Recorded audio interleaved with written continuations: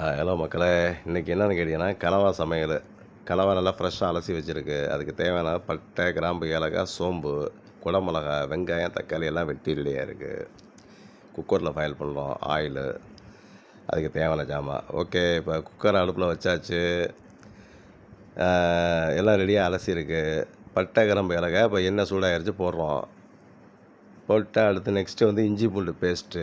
இஞ்சி பூண்டு பேஸ்ட்டு போட்ட கையோட வெங்காயத்தை போட்ட கையோட உங்களுக்கு வந்து தக்காளி, பச்சை மிளகா, குடமிளகா, இஞ்சி பூண்டு பேஸ்ட்டு இது எல்லாத்தையும் ஆட் பண்ணுறோம். ஓகே, முடிஞ்சா நல்லா வதக்குறோம். அதோட கொஞ்சம் உப்பு ஆட் பண்ணுறோம்.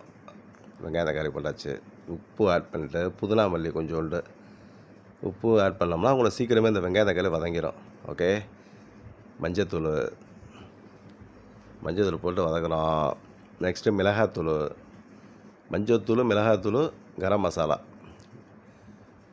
இது இப்போ ஏற்கனவே அலசி வச்சுருந்தா அந்த கனவாயை அள்ளி போடுறோம். ஓகே, நல்லா மிக்ஸ் பண்ணி அந்த மசாலாவோட சேர்கிற அளவுக்கு நல்லா மிக்ஸ் பண்ணுறோம். மிளகுத்தூள் கடைசியாக மிளகுத்தூள் போட்டு அப்படியே முடிக்கிறோம். ஓகே, ரெடி ஆயிடுச்சு மக்களே.